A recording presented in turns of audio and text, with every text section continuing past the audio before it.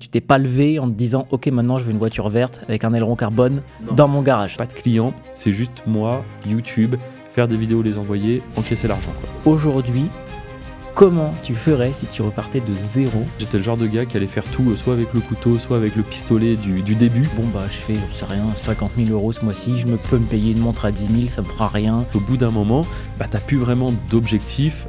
Tu te dis oui, c'est possible qu'on arrive à faire 1 million. Tu fais un bac plus 5, t'arrives et t'as une IA générative qui te fait le dessin industriel en 2 secondes. Là, je t'amène vraiment sur un plateau d'argent, une solution pour, en tout cas moi ça m'a rendu millionnaire, donc ça peut rendre d'autres gens millionnaires. Ne jamais augmenter ton niveau de vie en même temps que tes gains en fait, parce que sinon... Waouh, félicitations, tu viens de gagner 35 000 euros, alors qu'est-ce que tu vas faire avec cette somme? Donc supercar à peu près 200 000 euros, si t'as 2 millions c'est totalement ok.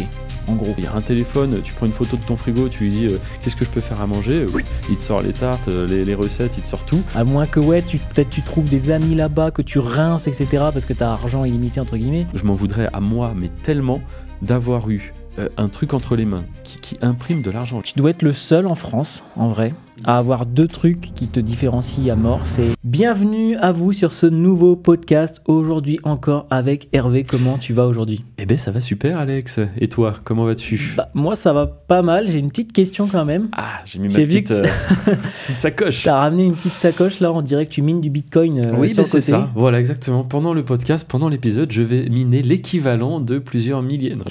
Non, en fait, c'est un petit électrocardiogramme, petite analyse à faire et ça tombe le jour du podcast. Écoute, donc là, j'ai les petites électrodes. Je pense pas que ça se voit trop sur le t-shirt. T'as 3 tétons, mais ça va. Voilà, exactement. Voilà, c'est ça. Et du coup, pourquoi? Petite analyse, on va dire un peu check-up. Voilà, on en avait parlé dans l'autre podcast. Pour ceux qui sont vraiment assidus sur les podcasts, c'est en mode la santé, c'est important, faut suivre. Ouais, voilà. Puis j'avais eu un petit épisode aussi qui fait qu'il faut que je surveille 2-3 bricoles, mais ça va le faire. Je pense pas que ça soit trop que ça prenne trop de place. Après, voilà, pour ceux qui se posent la question, c'est pas une petite sacoche Gucci, c'est bien un électrocardiogramme. Ok, nickel. Mais ça va pas être le sujet du podcast. Non. On va pas parler de ça. On va parler aujourd'hui d'un sujet qui, je pense, peut intéresser pas mal de gens. C'est El Dinero. C'est l'argent. C'est la thune. Qu'est-ce que ça fait quand on commence à gagner pas mal d'argent sur ta vie, sur tes relations, sur ton business, sur tes achats, sur bien sûr. On voit qu'il y a quelque chose à ton poignet qui peut être pas mal. Le poignet, la voiture. Ouais, bien sûr, ça change pas mal de choses. Et du coup, je sais que tu as préparé quelques petites questions. Ouais, c'est ça, parce que, aujourd'hui, on peut le montrer facilement, tu gagnes très bien ta vie, tu as des belles voitures, etc. Mais tu t'es pas levé en te disant « Ok, maintenant je veux une voiture verte avec un aileron carbone dans mon garage. » C'est ça mon objectif. Voilà, en effet, ça c'est un peu le résultat. Ouais. Et puis on peut commencer par ça. En effet, comment tout s'est mis en place.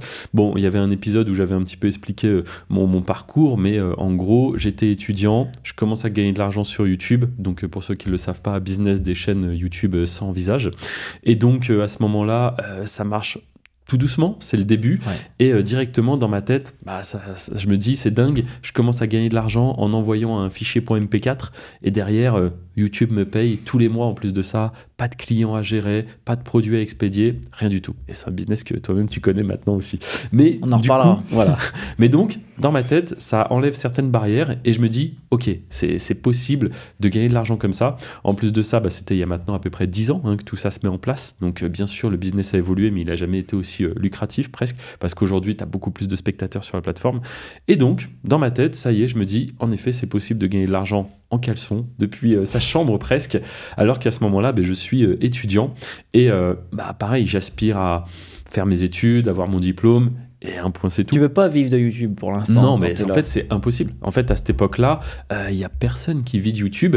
Et les têtes d'affiche, style un peu, les plus grands de l'époque, je vais pas les dire, mais vous les connaissez tous. Et bien, en fait, même eux, on sait pas trop les salaires qui sortent, tu vois. C'est assez opaque. On n'est pas du tout dans une génération où les gens montrent. Pour te dire, les numéros 1 de la plateforme, ils font des podcasts, alors pas comme ça, mais tu sais, des petites vidéos humoristiques filmées dans leur chambre, eux aussi. Enfin, tout du moins, c'est ce qu'ils nous font croire, parce qu'après, on apprendra qu'ils sont dans des studios, etc. etc. Mais voilà, donc on n'a aucune idée de l'argent que ça génère. Et moi, du coup, à cette époque-là, étudiant et je commence à générer à peu près, allez, petite centaine d'euros par mois, tu vois. Ce qui est rien du tout. Ouais, mais quand t'es étudiant...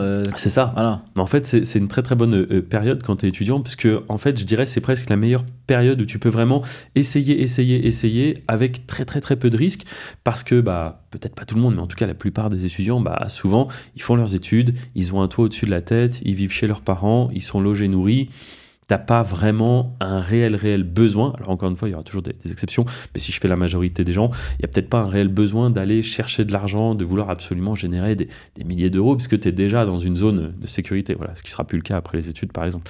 Mais donc voilà, on est dans cette période-là, et en fait, je commence à gagner de l'argent avec YouTube. Et là, ça te fait quoi dans ta tête en fait? Non, mais là, je me dis, c'est juste fou.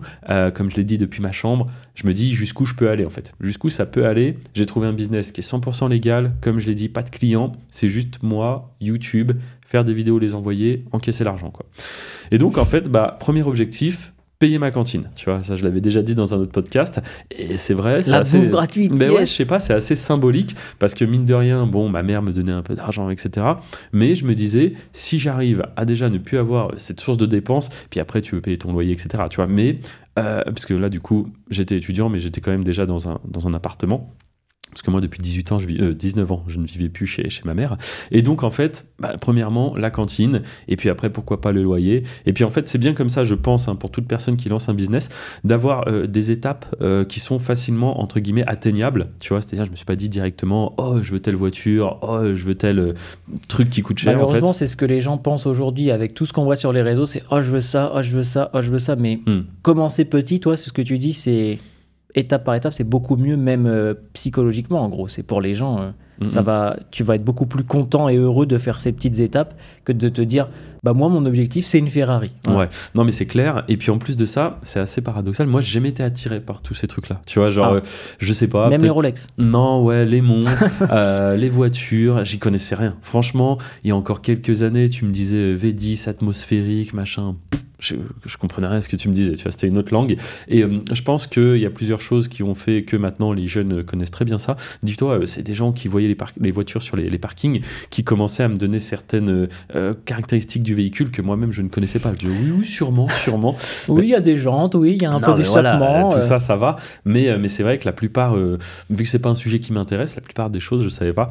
Et en fait, je pense appris des choses sur ta voiture. Alors, peut-être pas jusque-là, mais oui, peut-être parfois aussi, marrant, tu vois. Ouais, par exemple, la question qui revient souvent, c'est tu fais combien de kilomètres avec un plein ou ce genre de truc, tu vois. Mais la réponse, en vrai, ça dépend de ton mode de conduite, sport ou autre. Et en fait, tu peux faire beaucoup comme pas beaucoup si tu fais juste des tours en ville en seconde, quoi, tu vois. Donc, bref, tout ça pour dire, c'est un monde que je connais pas et que je vais découvrir au fur et à mesure. Mais donc, moi, j'ai vraiment fait, je pense, et un peu au hasard, les choses dans l'ordre, à savoir, je gagne de l'argent, j'ai des petits objectifs, à chaque fois, bien sûr, je vais vouloir surpasser mes objectifs quand j'arrive à les atteindre, tu vois, donc je l'avais déjà dit, je peux le redire, en gros, payer la cantine, après, viser que ce soit un métier, on va dire à mi-temps, tu vois, dans le sens où je me dis, je fais de l'argent sur YouTube, c'est super, je suis dans mes études à ce moment-là, ok, mais après, j'ai pas forcément envie de faire un métier à temps plein, de bosser à fond pour un patron ou autre, etc. Même si moi, dans la voie où j'étais, c'était un petit peu plus monter son agence web ou même son agence de design graphique, tu vois, parce que c'est les études que j'ai fait. Mais du coup, j'avais pas forcément envie de faire ça non plus. En tout cas, je me voyais pas le faire. Donc, mais dans ta tête, tu te sécurises en te disant, je vais quand même prendre un vrai métier et y mettre la moitié au début sur YouTube. Ouais, puis je pense à ce moment-là, il n'y a pas grand monde qui se dit, je veux vivre de YouTube. Parce qu'en fait, étant donné que personne n'y arrive ou ceux qui y arrivent le cachent et on le sait pas. En quelle année ça, du coup ? Là, on était du coup en 2014. Ouais, donc 2014. Personne ne se dit youtubeur, c'est un truc de fou. Ouais, on est très très loin aujourd'hui de ce qu'on voit sur les réseaux, aussi bien ce que certains ont réussi à mettre en place, que l'argent que ça génère, etc. On est vraiment, c'est un autre monde, quoi. C'est même, dis-toi, mes camarades de classe qui sont en cours avec moi, qui ont du coup à ce moment-là autour de la vingtaine à peine comme moi, et du coup ils sont là à me dire, mais comment tu fais pour gagner de l'argent sur YouTube ?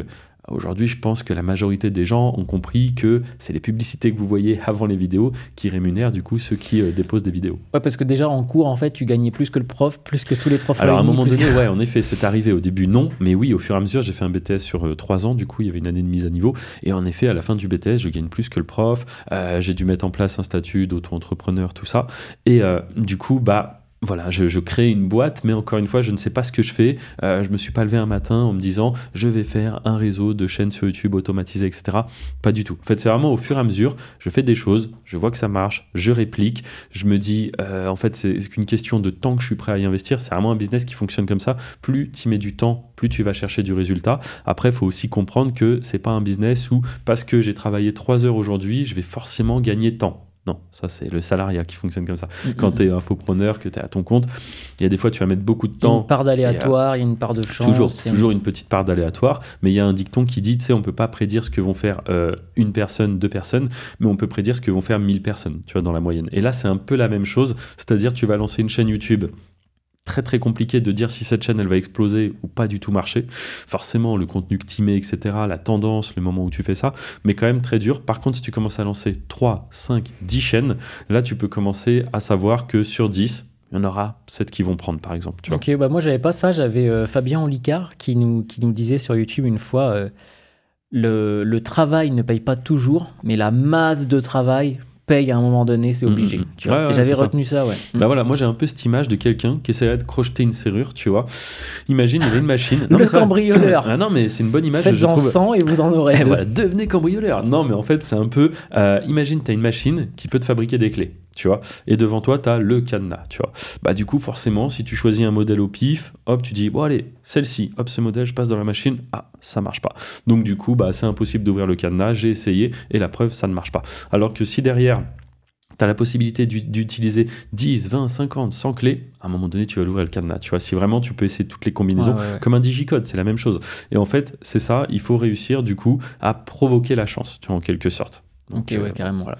Et du coup, quand tu commences à gagner plus que le prof, etc., dans ta tête, t'es comment ? Est-ce que tu achètes des petits trucs pour te récompenser ou pas du tout ? Ouais, c'est une bonne question. Alors, tu vois, comme je disais, pas trop matérialiste, pas forcément envie de grand-chose, en vérité. Moi, je réinvestis dans mon setup, tu vois. Donc, ce que tu me disais, même les jeux vidéo, quand tu étais petit, tu gardais tout ce que le personnage a, en mode, tu te fais un package et tu finis le jeu avec tout ça au lieu de le dépenser. Je me rappelais plus que je te l'avais dit, mais ouais, ça c'est vrai. J'étais le genre de gars, tu vois, dans des jeux un peu comme Resident Evil ou autre, où tu as les munitions qui sont vraiment très limitées. En fait, j'étais le genre de gars qui allait faire tout, soit avec le couteau, soit avec le pistolet du début, tu vois, pour justement, au cas où je tombe face à un boss ou autre, avoir un max du coup de réserve, de munitions et tout. Et en fait, souvent, ça m'arrivait de finir les jeux avec du coup un stuff éclaté, mais j'avais gardé un max d'argent dans le jeu, tu vois. Et ça, ouais, c'est vrai. J'avais un ami, plus tard dans l'immobilier aussi, qui m'avait dit quelque chose, et en fait, il a vraiment bien ciblé mon personnage. Il m'avait dit, Hervé, t'es un peu un écureuil, tu vois, qui amasse des noisettes et des noisettes. Et c'est juste qu'à un moment donné, il m'a dit, le blé, faut aussi en cramer un peu, tu vois, en dépenser un petit peu.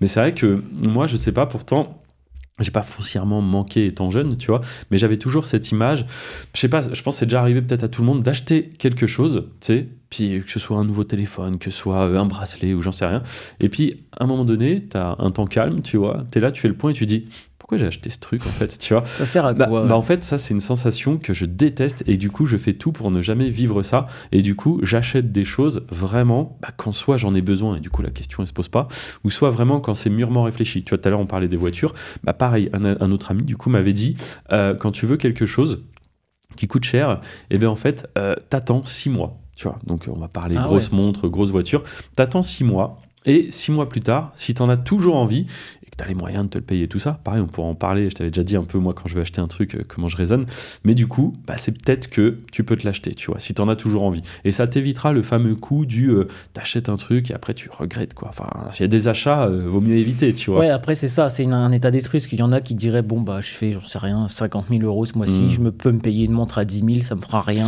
let's go. C'est vrai que j'avais entendu pas mal de rappeurs sur des interviews, etc. Et souvent, c'est des cachets, tu sais, quand ils sortent leur premier album ou autre. Et ils dépensent tout. Direct, ils vont sur les champs, ils crament tout, quoi. Direct, location, les voiture. Champs-Élysées, tu vois. Les champs. Oui, voilà. Ils crament tout le champ. Il y a du blé aussi dans les champs. Mais... Ils vont dans le champ, ils prennent le briquet, allez. Non, c'est ça, ils vont sur les Champs-Élysées, Louis Vuitton, grosse marque, location, voiture, machin. Bon, après, d'un côté, il n'y a pas trop de raison, j'ai envie de dire que leur carrière, elle fasse ça et ça.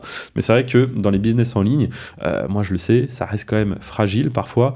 Tu peux aussi avoir des problèmes, que ce soit sur YouTube, sur Instagram ou autre. Et on a vu pas mal de carrières. Tu sais, c'est des gens, on les oublie, mais on n'y pense plus. Mais quand tu réfléchis un peu, tu dis, il est devenu quoi, tel artiste, tel machin, tel...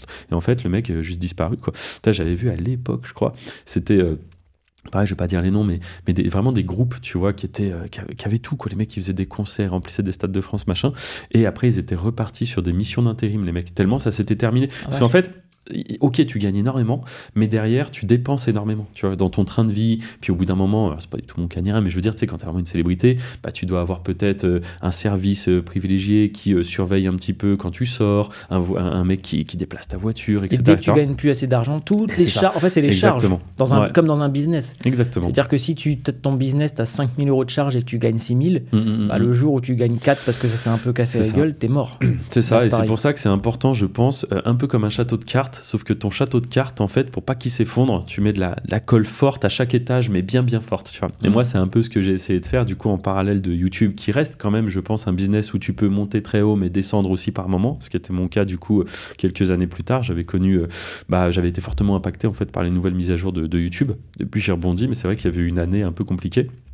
Et du coup, moi, en parallèle, cet argent, voilà, comme on dit, au lieu de le dépenser, je l'ai placé dans l'immobilier. Et en fait, c'était même pas de la frustration, vu comme je te dis que j'avais pas forcément envie de m'acheter des récompenses. En fait, j'étais très très content de fabriquer une machine à cash, parce que c'est ça pour moi. YouTube était ma première machine à cash, c'est-à-dire YouTube...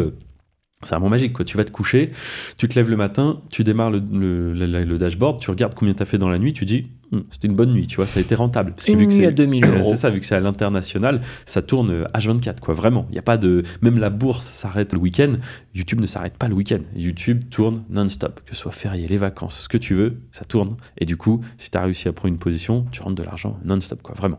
Donc, du coup, ça, c'était la première machine à cash. Et après, je me dis, il faut quand même un truc, il faut se diversifier. Donc c'est bien de scaler le business dans lequel on est, mais à un moment donné, dans quoi je me place? Dans l'immobilier. Et deuxième machine à cash, c'est pareil, quoi. Là, je veux dire, pendant que tu dors, pendant que tu es en vacances ou autre, les loyers, ils tombent et ça tourne, quoi. Et là, du coup, est-ce que c'est le moment où tu te dis, ça y est, je suis en sécurité, mon argent est placé, immobilier, donc business dur, physique, long terme, plus business un peu plus fragile, on va dire YouTube en ligne. Là, tu as la combinaison, on va dire, parfaite des deux. Est-ce que tu te dis, c'est bon, j'ai bien travaillé en tant qu'écureuil, on est bien. Je suis un bon écureuil. Non, en vrai, ouais, là, comment dire, je me rendais pas compte de l'argent que je faisais. Clairement, ça peut choquer les gens et tout, mais en fait, sur YouTube, vu que j'avais de nombreuses chaînes, etc., moi, je savais que ça tournait. Moi, en fait, je regarde plus le nombre de vues qu'on fait par mois que l'argent qu'on rentre, tu vois, parce que je sais que vue égale argent, et ce qui m'importe, c'est toujours d'aller chercher plus de vues, plus d'argent. Je sais que c'est mécanique, donc ça va suivre, tu vois. Donc, t'as pas d'objectif de je veux faire X euros par mois. Alors, juste pour poursuivre rapidement, donc en effet, au début, la cantine, après complément de salaire, à la limite, tu vois, et ensuite, je me dis, il y a quand même un monde où YouTube devient mon activité principale et que j'ai pas besoin d'aller bosser pour quelqu'un, tu vois. Donc, du coup, en effet, j'arrive à ce niveau-là. Et puis ensuite, du coup, on crée une plus grosse structure avec un associé, etc. Et donc là, je me dis, ok, maintenant j'avais quand même cet objectif des 10K par mois, aller chercher 10 000 € par mois. Donc ça, tu l'avais. C'est des objectifs. Mais en fait, je pourrais même plus te dire à quelle date est-ce que j'ai passé le truc, parce qu'en fait, à chaque fois... 2 semaines après, tu l'avais. Non, mais à chaque fois, alors peut-être pas aussi vite, mais à chaque fois, on tapait record sur record, tu vois. Et en fait, au bout d'un moment, t'as plus vraiment d'objectif. Tu te dis, oui, c'est possible qu'on arrive à faire 1 million, tu vois. Et toujours pareil, moi, du coup, j'étais déjà en couple à ce moment-là. Et quand on arrive, nous, à faire tous les deux, du coup, 1 million, je dis, tiens, si on divise en deux, ça fait 500 000 chacun, tu vois. Puis après, on dit, ce serait marrant d'avoir chacun 100 millions, tu vois. Et en fait, c'est toujours plus, sachant que en parallèle, ça devient un peu le bazar parce qu'on investit dans l'immobilier. Donc, du coup, comme je te dis, là, c'est des grosses sommes parce qu'on achètera des appartements en Andorre, mais des immeubles en France. Et donc, du coup, là, ça part très vite. Là, c'est à base, il y a des immeubles, on les a eu à 400 000, il y a des immeubles, c'était 700 000 €, quoi, tu vois. Donc, ça part très vite, ça rentre, ça sort, etc. Et c'est pour ça que des fois, j'arrive à comprendre maintenant, des mecs bien fortunés, tu vois.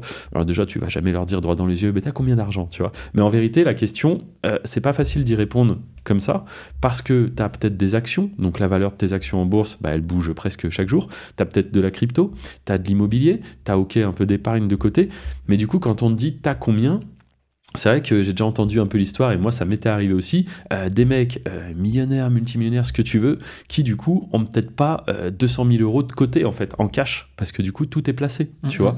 Donc en vérité c'est assez paradoxal, tu peux être très riche de par tes actifs, mais ne pas avoir cet argent disponible. Je crois que c'est comme ça pour Elon Musk, c'est dans ses actions Tesla, oui, lui, dans c'est ses énormément parts, en fait. de Tesla, et pareil on dit qu'il attend, mais si demain il se dit, tu sais quoi, je vends tout, résultat, mécaniquement, l'action baisse.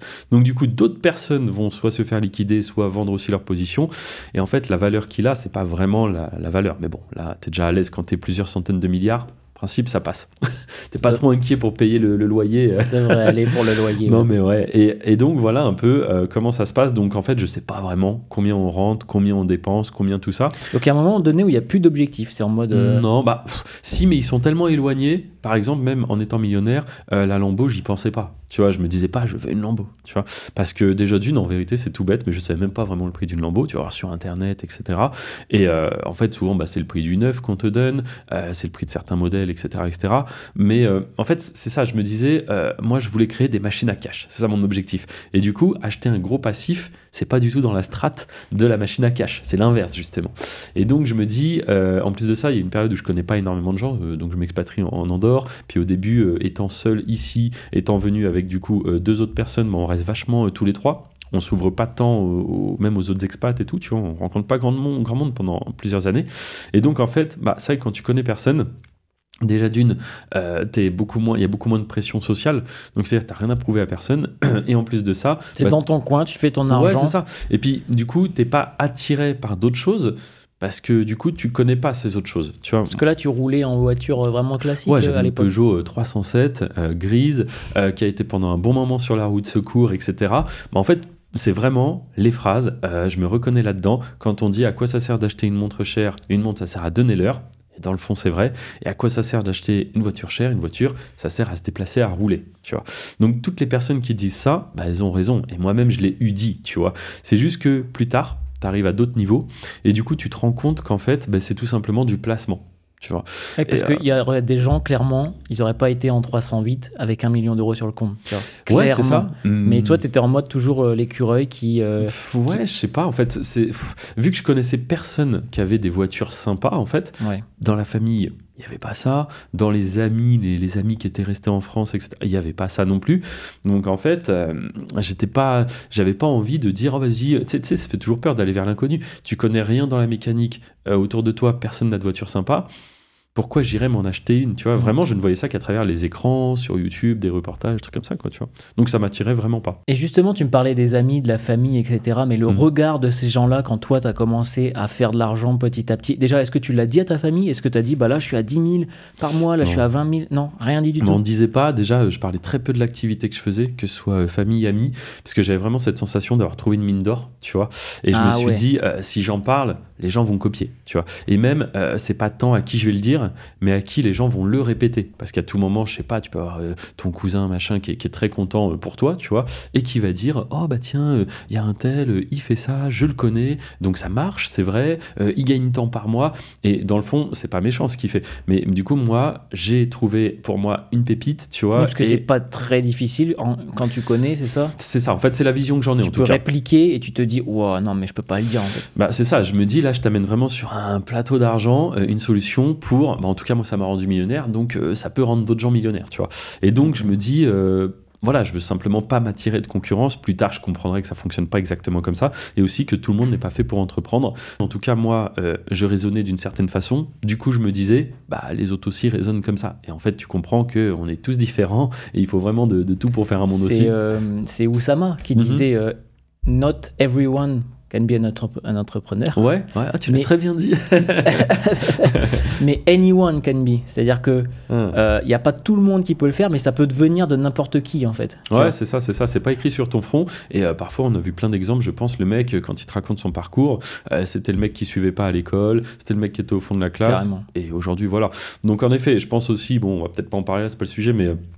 le modèle, l'éducation et tout qu'on a, aujourd'hui, je pense que c'est pas trop à jour, tu vois, comparé à ce qu'on nous apprend à l'école et le monde réel, en tout cas, sur comment s'en sortir, etc.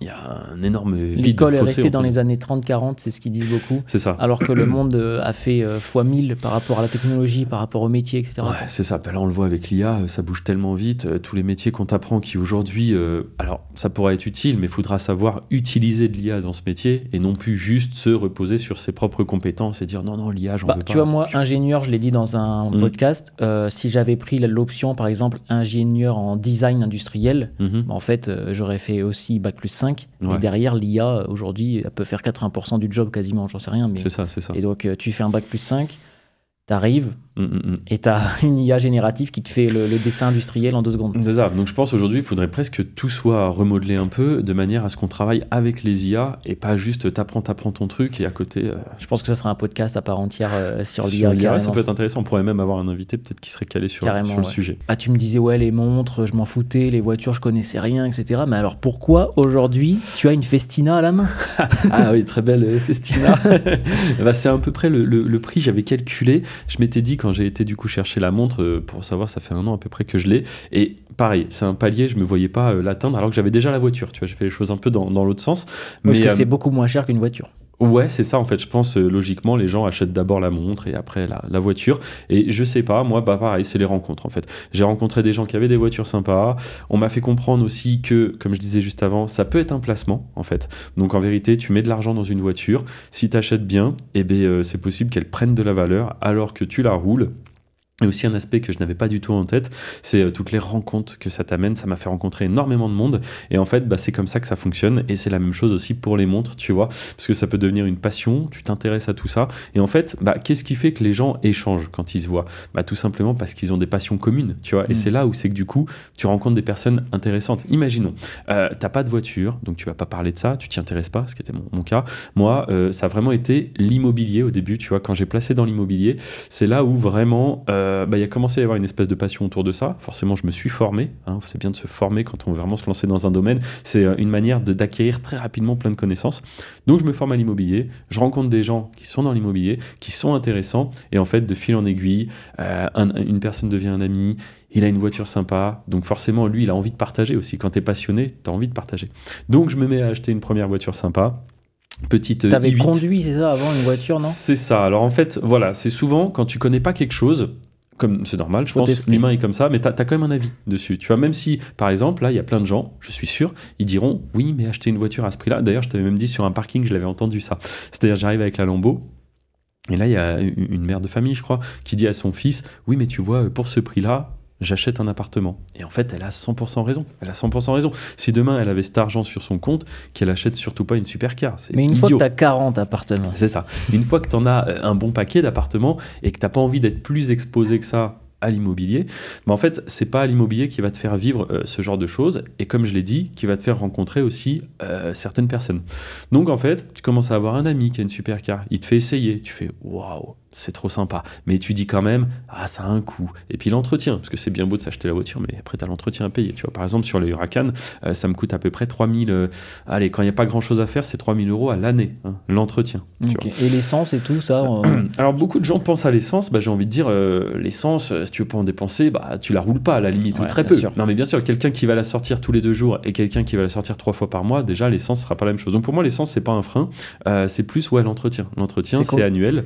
Et du coup, juste savoir, c'est combien de litres au 100 une Lamborghini? Alors, comme bah ça, voilà, tu commences avec les questions techniques. J'ai dit au début que j'y connaissais rien. Non, mais alors... entre 2 et 8. Non, bah, ce que je peux te dire, c'est qu'un plein, je sais même pas c'est combien le litre de. Vous irez voir, Huracan, c'est la première génération que j'ai, moi. La LP 610, du coup. Et du coup, par rapport à ça, avec un plein qui coûte à peu près 120 €, je rappelle, en Andorre, l'essence est moins chère. Oui, en plus, c'est les moins chers, mais c'est quand même 120 balles le plein. Ouais, un bon plein, c'est 120, vraiment. Entre 110 120. Et du coup, bah là, combien de kilomètres tu fais avec? Je crois, à vérifier une fois de plus. Si tu es en mode Strada, qui est le mode, on va dire, éco, tu vois, le mode confort, le mode autoroute et tu veux pas avoir la tête comme ça. Là, du coup, ça consomme pas tant que ça parce que c'est une 7 vitesses et du coup, elle va mettre la 7e assez rapidement. Elle passe les rapports hyper vite et du coup, tu es souvent en bas régime, tu vois. Du coup, je t'avais montré, elle fait vraiment très peu de bruit. C'est impressionnant même. La direction est plus souple, etc.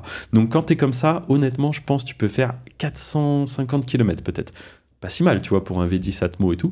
Et par contre, quand tu es en mode sport, ou même Corsa, alors Corsa c'est encore pire, là la voiture elle est à haut régime, elle attend que ça, quoi, que tu appuies pour que ça parte, et là du coup tu fais des tours en ville, t'es jamais au-dessus de la 3e, hein. Jamais, parce que on va dire jusqu'à 60 km/h, t'es jamais au-dessus de la 3e, donc même souvent 2e, parce que ça monte très très haut dans les rapports, enfin dans les tours minutes, et du coup bah, là t'as une conso de zinzin, quoi. Là tu consommes à fond, et là je pense que peut-être Ah, peut-être en 150 km, 200, je pense que t'as vidé le truc, quoi. Ah bah ouais. oui, parce que dès que tu passes un rapport, ça pète à les pop and bang, etc. Après, voilà, c'est un vrai jouet, mais je l'ai utilisé en daily, et là, je me calme un peu, parce que pareil, à un moment donné, t'as ça, c'est nouveau, t'as envie de l'utiliser tous les jours. Moi, je la prenais pour aller au sport, etc. C'était vraiment ma voiture de tous les jours. Et là, maintenant que ça fait presque 2 ans que je l'ai, je me calme un petit peu, dans le sens où j'ai quand même envie de la préserver, cette voiture, de la garder aussi. Ça, c'est devenu un peu la voiture des beaux jours, tu vois. Il fait soleil, oh vas-y, je la sors, tu vois. Et après, du coup, comme je disais, j'ai pas commencé avec ça. Au début, j'avais du coup la BMW i8 là, qui est super sympa, les portières en élytre, etc. Elle a vraiment un petit style que j'aime beaucoup en vrai, et j'ai du mal à m'en séparer. Des fois, je me dis, bon, faudrait quand même que je change et tout. Elle, je l'ai depuis 4-5 ans là maintenant. Et j'aimerais bien la remplacer, mais je sais pas par quoi. Et ces portières qui se lèvent. Une troisième. Voilà, non, là j'ai déjà des problèmes pour les stationner, toutes ces voitures de parking. C'est ça et tout. le problème en fait. Après la voiture de ma femme aussi, etc., qui a un 4x4 elle. Donc ouais, au final, là c'est bien. Et souvent les gens me disent, mais Hervé, c'est quoi la prochaine, tu vois? Et en vrai, je pourrais vraiment. Elle est où la Bugatti? Non, mais tu vois, même haute modèle ou quoi, que ce soit Lambo, Ferrari ou j'en sais rien. Il y a des voitures que j'aime bien. Ah si, quand même, le Urus, tu vois. Le Urus, c'est sympa. Le seul problème, c'est que bon, Charlène, si tu passes par là, mais c'est qu'en fait, du coup, les trottoirs sont hauts. Tendance. Alors bon, là, c'est moi qui viens de faire une jante en plus, mais non, elle, je disais, elle a une tendance à aussi cabosser ses voitures. Donc voilà, les voitures, ça s'abîme, faut en être conscient. Et votre première voiture, vous allez forcément l'abîmer. Heureusement pour moi, c'était la Peugeot, mais il y en a d'autres, je sais qu'ils ont abîmé des voitures à plusieurs centaines de milliers d'euros, et c'est normal. Ta première voiture, tu l'abîmeras quoi qu'il se passe. Je pense que c'est un peu comme apprendre à faire du vélo sans tomber. C'est pas trop possible. Alors je dis pas que vous allez la cracher, mais sur un parking ou quoi, faire une jante, c'est quasiment l'étape obligatoire. Et donc je disais, ouais, Urus, sympa. Donc pour ceux qui voient pas, c'est le 4x4 de Lamborghini. Mais pareil, je sais que ça va être ma femme qui va beaucoup le conduire. Voilà. Et ça fait peur. Et ça va coûter cher en réparation. C'est un peu ça que j'essaye de dire. Parce que actuellement, on a un X3 BMW. Voilà, il est un peu cabossé, quoi, tu vois. En espérant qu'elle regarde pas le podcast. Voilà. Salut. Gros bisous si tu passes par là. Non, mais voilà. Donc, en gros, les voitures, j'y suis arrivé. Mais c'est vraiment les rencontres qui ont fait ça. Il a fallu que je comprenne que tu places de l'argent là-dedans. Certes, c'est un passif qui coûte. Il va falloir faire des entretiens, mettre de l'essence. Mais ce que j'ai découvert, c'est que ça prend de la valeur et que ça t'amène des contacts. En plus, tu as eu de la chance parce que Lamborghini, ils font que des hybrides, je crois, maintenant. Et du coup, toi, tu as parmi les derniers... T'as parmi les derniers vrais, entre guillemets, V10 atmosphériques, et du coup, tu vas pouvoir quasiment la revendre au même prix que tu l'as acheté. Là, aujourd'hui, 2 ans que je l'ai, je sais que je peux la revendre plus cher que je l'ai acheté il y a 2 ans, alors que je lui ai mis presque 10 000 bornes. C'est quand même beaucoup pour une Lambo, tu vois. Et du coup, je peux la vendre plus cher, parce que comme tu l'as dit, les nouvelles normes font que maintenant, ils font de l'hybride. Et là, ça devient presque un peu voiture collection, entre guillemets, tu vois. Ils vont, là, c'est bon, ils ont stoppé. La mienne, déjà, ils la produisent plus. Pareil pour la i8, c'est des voitures qui ne sont plus produites. Donc, du coup, on est quand même un peu nostalgique. C'était pas les mêmes normes, comme je le dis. Et ça fait un bruit de zinzin, même en étant full origine. C'est-à-dire la voiture n'a pas été reprogrammée, les pots d'échappement sont d'origine. Et moi-même, j'hallucine quand tu passes les rapports, que ça pète, etc. Tu te dis, mais ça, c'est d'origine. Mais moi, c'est le premier truc que j'ai fait, en fait. Quand je l'essaye, la voiture, au début, je suis en Strada, donc mode confort, je mets le mode sport, et là, derrière et tout, je fais, c'est d'origine, le mec, il fait, ouais, c'est tout d'origine. Je suis là, wow. Ah ouais. Non, franchement, c'est marrant, ça fait un peu beauf ou ce que vous voulez, mais c'est vrai que le bruit, quand on accélère, que la voiture elle tremble, etc., c'est vraiment, ça participe, on va dire, à l'expérience, tu vois. Chose que tu reconnais moins dans une élec, je peux en parler, puisque la i8 étant hybride. Aussi, oui. Ouais, alors une Tesla, je n'ai jamais conduit, mais en effet, au niveau accélération et tout, c'est dingue, mais t'as pas... D'ailleurs, elle filme ton Voilà, je pense qu'en effet, certaines Tesla défoncent la Lambo à l'accélération, mais derrière, il manque un petit quelque chose. T'as pas cette sensation de je suis dans une fusée et là, je pars sur la Lune, quoi. Franchement, c'est assez impressionnant. Tu pars sur la Lune mais sans bruit. Ah oui, voilà, c'est en mode silence. Non, mais du coup, la Lambo, ça fait même presque peur. Moi, au début, je me suis surpris, franchement, tu me fais pied plancher, ça fait un bruit de zinzin, et tu sens que c'est à toi d'arrêter, parce que la voiture, elle, je crois, elle monte jusqu'à 350 km/h, la Lambo. En fait, tu sais que si tu lèves pas le pied, elle va y aller, quoi, tu vois. Donc, c'est toi qui dis, ok, on va s'arrêter là, c'est déjà pas mal et tout. Non, c'est impressionnant. Et puis, les rencontres, franchement, ça m'a apporté pas mal de contacts. Alors, certains intéressants, d'autres moins, j'ai envie de dire, mais c'est appréciable. Ouais, c'est appréciable. Et si on rebondit juste à une petite parenthèse sur l'Andorre, tu la gardes en Super U, pas une rayure, rien du tout. Bah, c'est vrai que j'ai jamais eu aucun pépin. Alors je vous dis, les seuls accrochages qu'il y a eu sur les voitures, bah, c'est moi qui les ai fait, soit en rentrant dans des poteaux, soit sur des trottoirs. Pas plus tard qu'il y a 2 jours encore, j'ai fait une jante. Yes. Mais bon, c'est rare quand même. Ouais, non, franchement, bah, j'ai fait attention. Puis ça peut arriver un étourdissement, machin. Tu fais pas, voilà, t'es moins concentré. Mais en gros, ouais, c'est ça. Jamais personne n'a abîmé les voitures. Alors forcément, j'habite en Andorre, les gens sont respectueux, on n'est pas nombreux ici. Parce que toi, tu viens du 93, j'imagine, la lambeau verte. Ah non, mais c'est même pas envisageable, tu vois. Dis-toi, la I8, hein, j'ai déjà amené sur Paris et sa région. Pareil, quand t'es au feu rouge dans la banlieue parisienne, avec les jantes dorées, etc. Tu mets bien le bouton fermer les portes. Ouais, t'es pas forcément à l'aise. Et puis, je sais pas comment dire, mais il y a presque un côté... je peux comprendre que des gens vont prendre ça presque de l'insolence, tu vois. Ou ça, des trucs comme ça. En France. Hein. Ouais, mais je veux dire, là... Tu sais que la voiture, elle vaut plusieurs centaines de milliers d'euros, etc., 100, 120 000 euros, bref, s'en fiche. Mais c'est une énorme somme d'argent.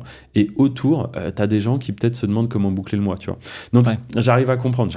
C'est presque insolent. Donc, voilà. Même si eux, bah, c'est pas pour autant qu'ils doivent saccager ta voiture, etc. Mais je peux l'entendre. Et on en revient un petit peu à ce qu'on disait tout à l'heure sur un parking, tu vois, quelqu'un qui voit ça. Alors, souvent, les gens vont dire que c'est des locations. Voilà, donc ça, c'est possible. Même si en Andorre, je crois pas que ça loue. Justement, tu peux pas louer de supercar. Donc, si tu vois une supercar immatriculée en Andorre, bah, normalement, c'est que tu es propriétaire. Ou alors, je sais pas, que tu connais le proprio ou autre. Mais bon, normalement, ça se loue. Enfin, ça se loue pas trop, ce genre de bagnole ici. C'est pas comme Dubaï. Et deuxièmement, c'est complètement idiot d'acheter ça parce qu'avec ça, tu peux faire plein de choses. Et j'en conviens totalement. C'est juste qu'à un moment donné, on vit qu'une fois. Si tu as les moyens de le faire. C'est comme moi aujourd'hui, tu vois, j'ai pas le moyen de m'acheter un yacht, par exemple. Là, peut-être 4 millions d'euros, tu vois, prendre 4 millions et les mettre dans un bateau. J'ai pas les moyens, j'ai pas l'envie et j'ai aucun ami proche qui a d'yacht. Donc peut-être le jour où j'aurai des amis proches, il faudrait revendre des immeubles, etc. pour ça, mais ça sert à quoi en fait? Mais aujourd'hui, ne connaissant personne de proche qui est là-dedans, sûrement un business aussi, tu vois, ça doit prendre de la valeur si tu le loues, etc. Bah en fait, j'y suis pas attiré. En vrai, ça me fait même peur, tu vois. Mais c'est comme ça que tout s'est passé. Au niveau des montres, j'en arrive là aussi parce que moi, c'est vrai que j'ai d'abord rencontré des gens qui avaient des voitures sympas. Du coup, j'ai suivi un peu ce parcours. Mais pour les montres, c'est la même chose. Le mec qui dit une montre, ça sert à donner l'heure. Oui, il a raison, mais ce qui est assez drôle, c'est que tu verras que tous ceux qui ont des montres à plusieurs dizaines de milliers d'euros ou centaines de milliers d'euros aussi parfois, mais bizarrement, elles sont pas à l'heure leurs montres. Je sais pas si tu vois ce que je veux dire. Je savais pas ça. Alors moi, j'ai des petits boîtiers qui tournent toutes les minutes, etc. Je mettrai une photo, c'est intéressant. Petit boîtier, tu mets ta montre quand tu la portes pas, et du coup, elle est toujours à l'heure parce que c'est pas des montres qui marchent à pile, tu vois. C'est des montres qui se remontent avec le mouvement, etc. du poignet. Donc en fait, tu les mets dans un boîtier. Ça fait simule. Comme si tu marchais en fait. Et exactement, voilà. Et du coup, j'essaye de garder mes montres toujours à l'heure. Mais il y a pas mal de personnes, ils arrivent à la maison, ils l'enlèvent, ils la posent, ils ressortent 4 jours après, ils la mettent, et puis du coup, elle est jamais à l'heure. En plus, si c'est des montres à complications avec la date, etc., des fois, c'est même souvent en vérité, tu dis excuse-moi, il est quelle heure? Le gars, il a une bête de montre, mais il va sortir son téléphone pour te donner l'heure, tu vois, parce qu'elle n'est pas à l'heure, quoi. Et donc, tu te dis, pourquoi ils font ça? C'est complètement débile. Je rappelle, le but premier d'une montre, c'est donner l'heure, tu vois. Et donc, en fait, la réponse, c'est que d'une, c'est un placement. Donc encore une fois, comme la voiture, si tu arrives à avoir certains là, elle prend de la valeur en ce moment même, genre la tienne. Alors je sais pas, on dit souvent que Rolex, sorti du magasin, t'as fait un bon placement parce que t'as pris de la valeur. Tu as vu que c'est compliqué. Alors, je sais pas quand vous voyez le podcast, mais en tout cas, c'est vrai que c'est assez compliqué d'aller en magasin et de dire bonjour, je voudrais ce modèle. C'est vrai que souvent, on va te répondre non, monsieur, il n'est pas disponible. Et d'ailleurs, moi, j'ai galéré pour avoir la mienne un petit peu. C'est-à-dire, j'avais été en Andorre, j'avais également été à Toulouse, par exemple. Je vais à Toulouse, j'essaye de bien m'habiller, tout et tout. Je me dis, je vais peut-être aller m'acheter une Rolex. On y va. Déjà, tout ce qui est en vitrine, etc., c'est pas en vente. Ok, apparemment. Mais c'est juste pour que ça reste en vitrine, que ça fasse joli, ou que c'est déjà pris par les gens? Toi, des fois, tu comprends plus la logique du truc. Et même, ça pourrait... j'avais vu certaines personnes, ça les dégoûte, tu vois, parce qu'en fait, ils sont là, j'ai l'argent, je vais acheter une montre à 10 000 euros. C'est le même... Shut up and take my money. Ouais, mais t'en arrives là, et en fait, c'est presque un peu blasant, mais j'avoue, le jour où t'arrives à choper la tienne, t'es content, du coup. T'es content parce que tu sais que c'est compliqué, en réalité. Et tout. Voilà, mais du coup, je suis à Toulouse, je vais pour en acheter une. Ils me demandent si je suis de Toulouse. Bon, je leur dis non, j'habite en Andorre. Ils me disent, c'est marrant, on peut même pas vous prendre sur liste d'attente parce qu'on se réserve déjà pour les gens de Toulouse. Ah la vache. Wow. Et au début, c'est un peu blasant. Et puis, au final, à force de chercher, de créer du contact, etc., t'arrives à en avoir une. Et là, t'es content quand même, tu vois. Et du coup, en effet, c'est tellement compliqué à voir que, sortie de magasin, si tu voulais la revendre, du coup, le marché d'occasion ou autre, en théorie, oui, ça aurait pu prendre de la valeur. Après, j'avais vu, il y a des années, ça en prend, ça baisse un peu. Mais c'est une manière de diversifier. Et puis, comme je dis, ça amène du contact. Ce que je dis là, ça peut paraître complètement bête quand t'es pas dedans, mais en fait, les gens te jugent. Quoi que tu fasses, on te juge tout le temps, en vérité. Et demain, tu vas à un repas, tu mets ta petite montre, etc. Tu t'habilles bien, sans aller dans les excès non plus. Tu vois, t'as pas besoin d'avoir un t-shirt avec des énormes marques dans tous les sens. Mais du coup, ça montre un certain niveau. Et moi, je sais que, comme j'ai dit, j'ai fait beaucoup d'immobilier, j'ai investi à fond, j'arrive à plus de 40 lots, donc 40 appartements, pour ceux qui voient pas trop ce qu'est un lot. Ça peut être un local commercial ou un appartement.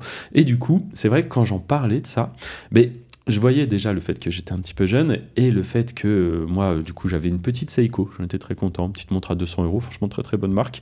Et donc, quand même, les gens, ils voyaient que je roulais en Peugeot, tu vois, 307, cabossé. Parce qu'alors, attention, quand je vous dis votre première voiture, vous la cabossez, moi, je l'ai saccagée. La Peugeot, ça a vraiment, ça m'a appris à conduire, quoi, tu vois. Donc, je tapais de partout, etc. Et je faisais pas réparer. Parce que je me disais, tant qu'elle marche, moi, c'était vraiment l'objet, quoi. Ça sert à se déplacer, point final.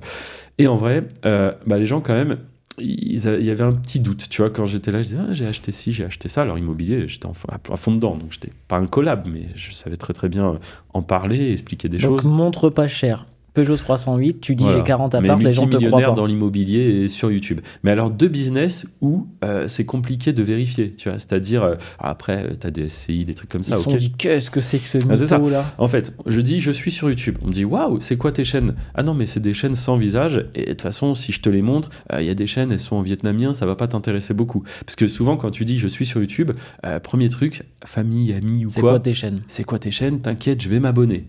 Non, ça sert à rien. Des abonnés, ça prend des milliers d'abonnés chaque jour. T'inquiète pas, un de plus, un de moins. Et surtout, avoir un abonné inactif, c'est complètement contre-productif pour l'algorithme.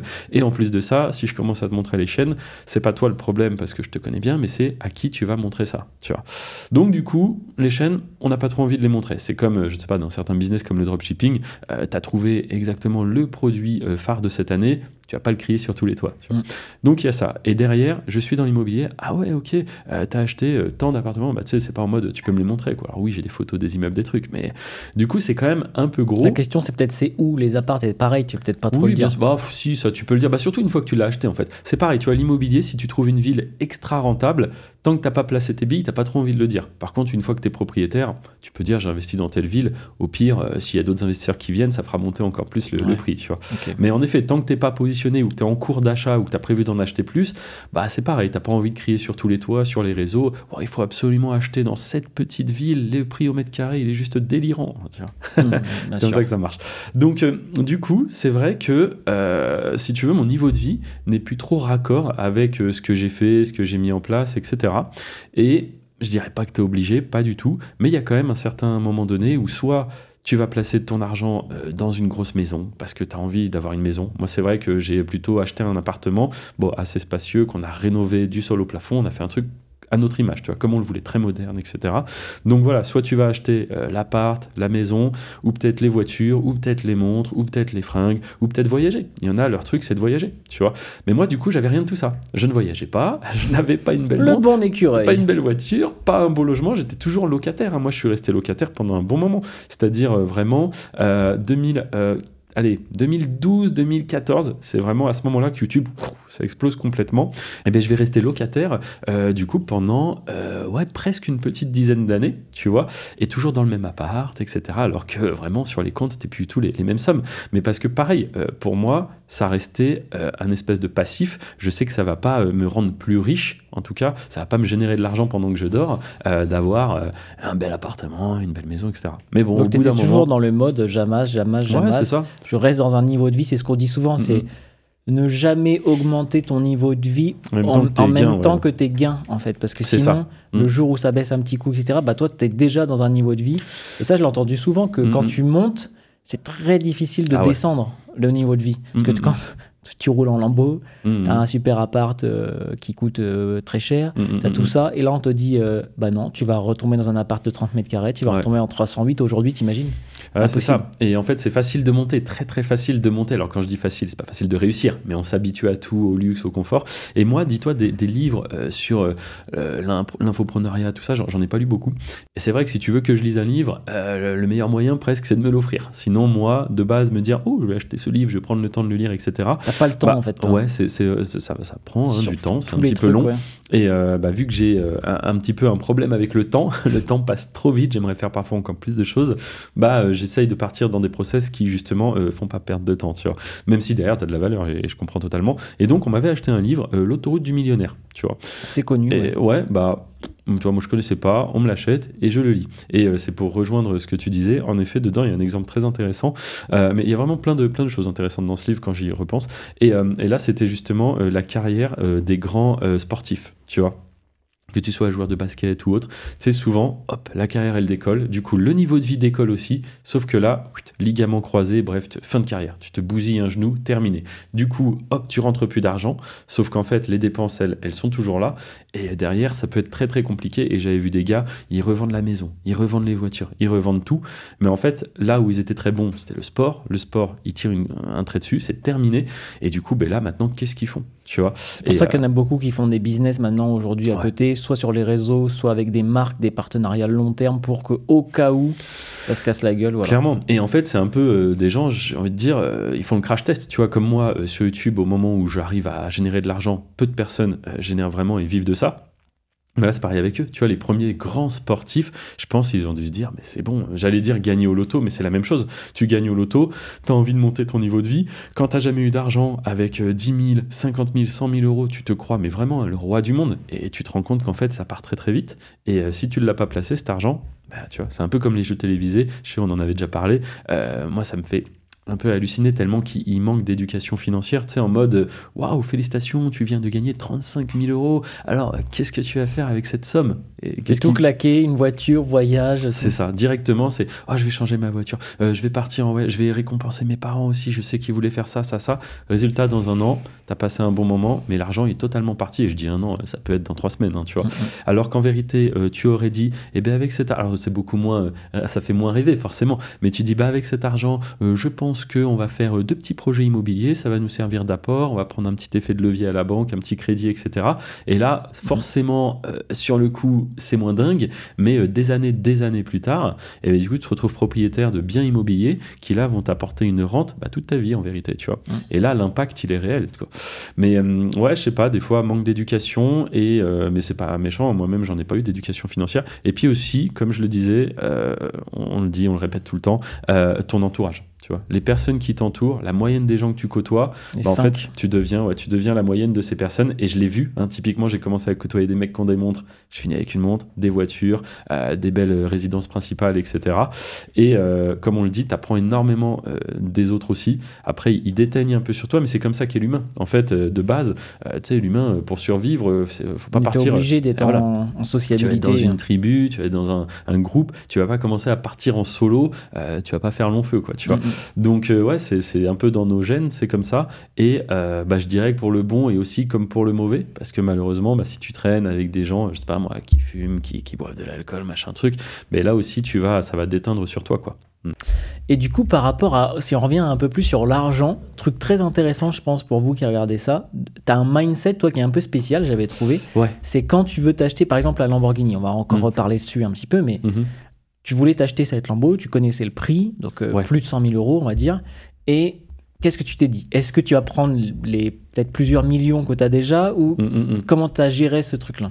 Ouais, c'est vrai que j'ai un peu une mentalité de si je veux un truc, à partir du moment où je suis sûr que je le veux vraiment, je me dis je vais tout faire pour me le payer, tu vois. Et ça a été, on va pas reciter, mais pour les différentes choses, on va dire un peu coûteuses. C'est ce que me disait ma femme, elle me disait non mais Hervé il dépense pas. Par contre quand il dépense, c'est beaucoup. Ah ouais, d'accord. C'est vrai. Non, vraiment, tu sais, il y a plein de gens, je sais pas, ils se commandent plein de trucs sur Amazon, machin truc. Non, moi, je prends ce dont j'ai besoin. Et ensuite, c'est vrai que je vais pas faire de dépenses pendant 1 mois, tu vois, etc. 2 mois, plusieurs mois.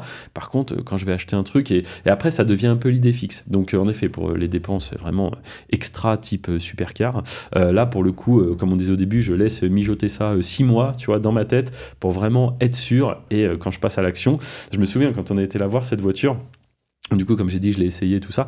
Et je dis à Charlène, du coup, je lui dis, non, mais là, si je l'essaye et que ça me plaît, je l'achète. Elle me dit, ah ouais, et tout. Je dis, si on va l'essayer, tu vois. Je vais pas dire, elle est super la voiture. Et puis en plus, j'avais un peu peur que ça me passe sous le nez, parce qu'Andorre, c'est un petit marché. C'est vrai que t'as pas des supercars à acheter tous les jours, surtout si tu veux un modèle précis.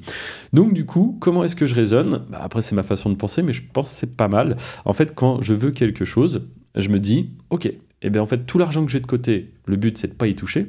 C'est maintenant, ça coûte tant, et bien c'est parti. À partir d'aujourd'hui, l'argent que je fais, c'est pour ça.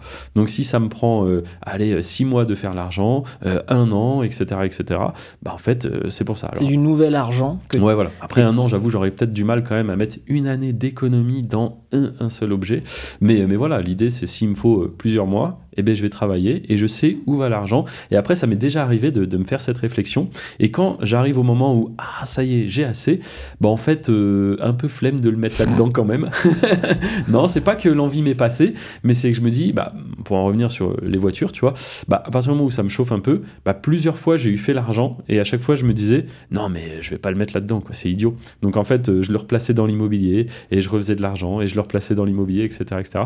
Et puis au bout d'un moment, je me suis dit, comme je te dis, il y avait le modèle que je voulais, tout était OK. Oui, tu vas pas faire non plus 100, 200, 300 appart juste parce que tu te dis, oh, bah, c'est dommage, je vais pas acheter une voiture. À un moment donné, ce que tu disais, tu as quand même envie de te récompenser aussi. Ouais, c'est des expériences. Exactement, c'est un placement, des expériences, des rencontres. Et aujourd'hui, je regrette pas du tout. Et je pense que j'ai vraiment, vraiment bien fait d'acheter ça. En plus, je l'ai acheté à un bon moment, à un bon prix. On me l'a dit plusieurs fois. Oh, vraiment, là, tu l'as acheté à un bon prix. J'ai des amis qui ont acheté un modèle similaire, ils l'ont payé plus cher par la suite.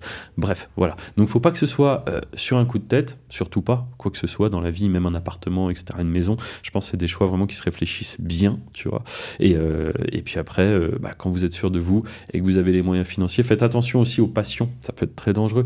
Moi, je vois des gens, des fois, qui ont moins de moyens, mais qui, eux, veulent absolument, absolument un truc. On se lasse de tout. On se lasse de tout. Et du coup, mettre tout son épargne dans quelque chose ou encore plus, acheter quelque chose à crédit comme ça, c'est dangereux.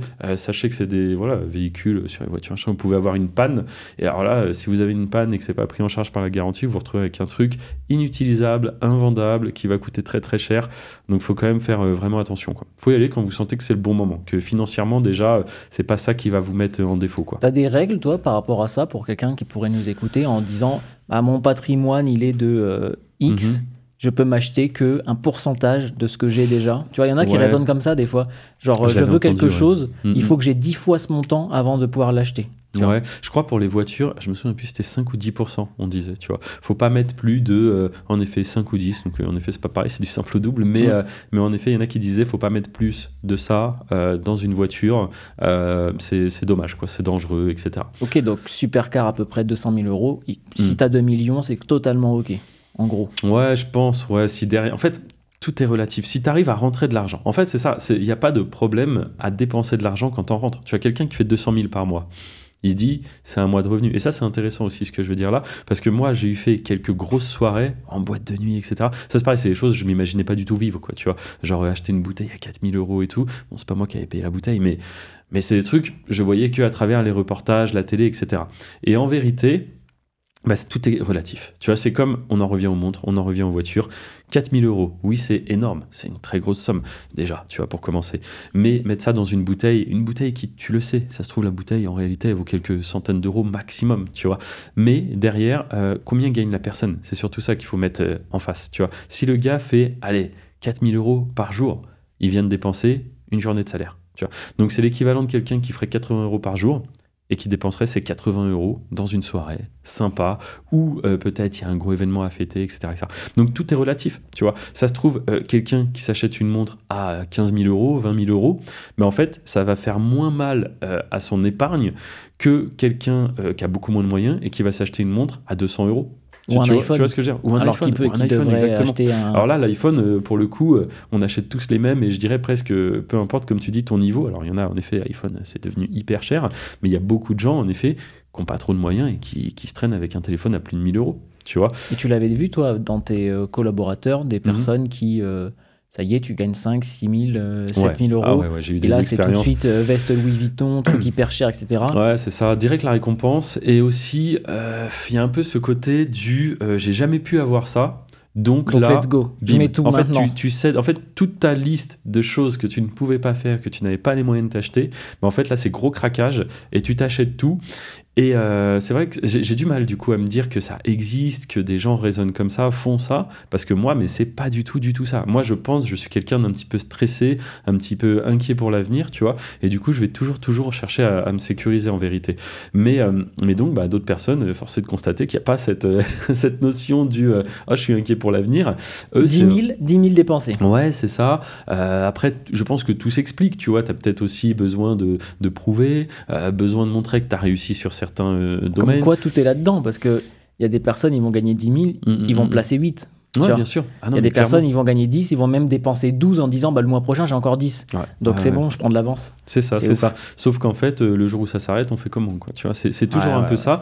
Et plus tu vas sécuriser, plus tu vas monter le business, plus forcément tout cela devient costaud. Il y a moins de raisons que ça s'arrête. Et c'est le but. Moi, j'essaie vraiment de créer une énorme machine à cash composée de plusieurs petites machines à cash, tu vois, qui tournent. Et ce qui fait que si jamais les règles devaient changer, les règles du jeu, parce qu'au final, ça reste un peu un espèce de jeu, tu vois. Si les règles devaient changer ici ou ici, donc pour les gens qui ne voient pas de quoi je parle, on peut très bien avoir la fiscalité qui va être changeante, on peut avoir les plateformes, donc les règles sur l'immobilier, les règles sur YouTube, tout ça peut changer, peut évoluer, et l'idée c'est pas de se retrouver le bec dans l'eau en mode, franchement, j'en ai vu, tu sais, on appelle ça un peu le Dubaï Express, c'est le mec qui commence à faire de l'argent, qui s'expatrie à Dubaï, par exemple. Oui, je connaissais pas l'expression. C'est vrai. Mais... tu vois, il s'expatrie à Dubaï, mais le mec, il y en a certains, ils sont devenus vraiment millionnaires. Tu vois, il devient millionnaire parce que c'est le bon moment, parce que c'est la crypto, il a bien fait les choses, il a eu un coup de bol aussi peut-être, etc.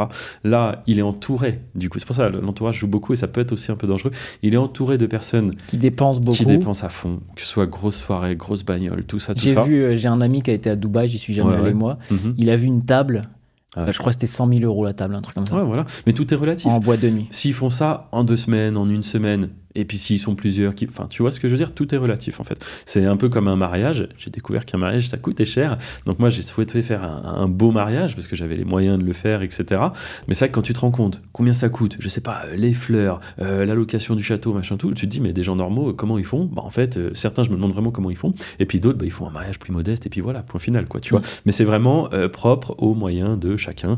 Et encore une fois, c'est compliqué de juger. Franchement, moi, je dis, le meilleur moyen pour juger quelqu'un, autant quelqu'un qui a beaucoup que quelqu'un qui a pas, en fait, c'est presque d'être vraiment à sa place, quoi. Vraiment, t'es dans sa vie pendant plusieurs jours, 1 semaine, et là, tu peux juger les choses, tu vois. Tu peux dire si ça, c'est intelligent ou c'est débile, tu vois.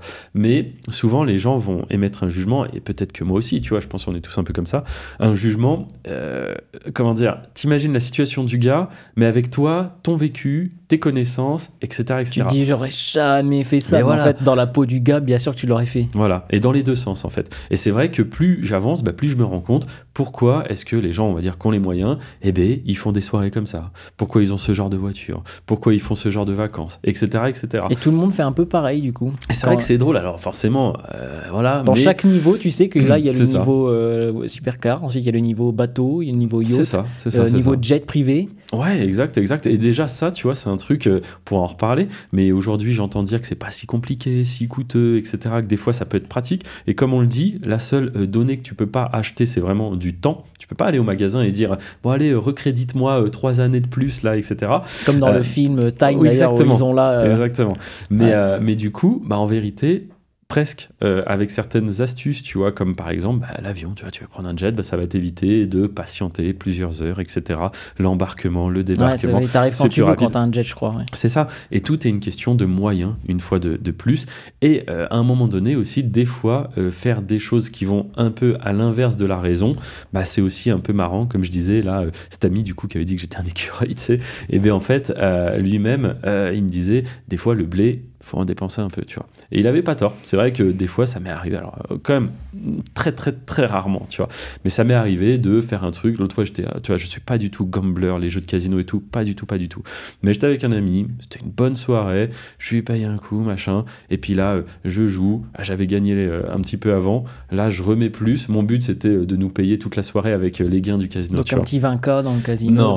Non, mais je dis ça, mais j'ai perdu à tout casser 200 €. Voilà. Mais quand même, c'est tellement tellement pas mon habitude. En plus de ça, une machine à sous, tu vois. Moi, je sais que c'est programmé pour te faire gagner et puis perdre. Enfin, bref, tu vois.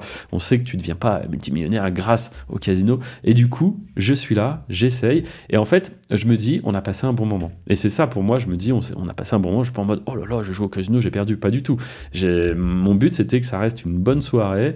Et ça a été le cas. Et voilà, même si je savais très bien que quand j'ai sorti le billet du portefeuille, je me suis dit, toi, je vais pas te revoir, tu vois. Ça en allait simple. Ah oui, clairement. Mais voilà. En fait, des fois, ça va un peu contre la raison, mais c'est des bons moments, c'est des souvenirs. Et puis, c'est quand même important, tu vois aussi, je pense. L'âge joue beaucoup aussi. C'est-à-dire, plus j'avance dans l'âge, pareil, je connaissais des gens plus âgés que moi qui avaient fait de l'argent, tout ça. Et moi, vraiment, j'étais en mode, non, je veux tout le temps bosser à fond, faire plus, machin. Plus tu veux profiter, te récompenser, etc. Ouais, c'est ça, en fait. Plus tu vas avancer, plus tu sais quand même que, tu vois, pareil, j'ai une petite fille du coup, donc il y a des choses, si je les fais pas maintenant, ça va être perdu en fait, je pourrais pas le vivre plus tard. Donc en fait, il y a un peu un juste milieu qu'il faut trouver, hein, c'est pas facile, mais donc à un moment donné, tu te dis, ouais, c'est aussi ça la vie, c'est pas que amasser, toujours plus de noisettes.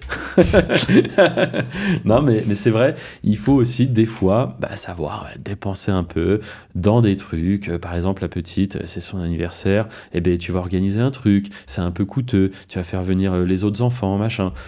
Et en vrai, pourquoi pas, si tu as les moyens de le faire. Au bout d'un moment, de toute façon, c'est vrai, cette phrase, ça sert à quoi de devenir le plus riche du cimetière, quoi, tu vois. Ah, clairement. Donc voilà, c'est comme tout. À chaque fois, c'est pas bon d'être dans un extrême. On l'a dit, gagner, se récompenser direct, tout dépenser, à éviter, clairement. Et d'un autre côté, le Toi, mec t'as été beaucoup dans l'extrême de je ne touche à rien du tout. Ouais, c'est ça, ouais. Mais aujourd'hui, tu te rapproches petit à petit du centre qui est... Comme on disait au tout début, on va éviter de faire comme dans certains jeux vidéo, de finir la partie avec un stuff éclaté, tu vois, avec les armes de base, donc, et avoir tout sur un compte, voilà, quoi. C'est clair. Donc c'est un peu ça, mais mine de rien, c'est compliqué, parce que moi je trouve qu'on est dans une époque où il y a beaucoup de choses anxiogènes, tu vois, t'entends parler de l'inflation, etc.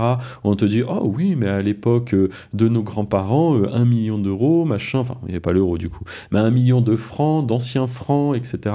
Aujourd'hui, ça vaut plus rien, tu vois. Puis l'IA, elle fait peur aussi un peu aujourd'hui. Voilà, c'est ça. Moi, je me dis... Tout remplacer, quoi. Exactement, le métier que je fais ou autre. Alors, heureusement, l'IA, bon, nous, c'est un boost, mais tu sais pas. À tout moment, il peut y avoir autre chose que l'IA qui débarque, et c'est des trucs qui auraient dit, il y a 5 ans, il y a 7 ans, oh, tu sais qu'il y a un téléphone, tu prends une photo de ton frigo, tu lui dis, qu'est-ce que je peux faire à manger?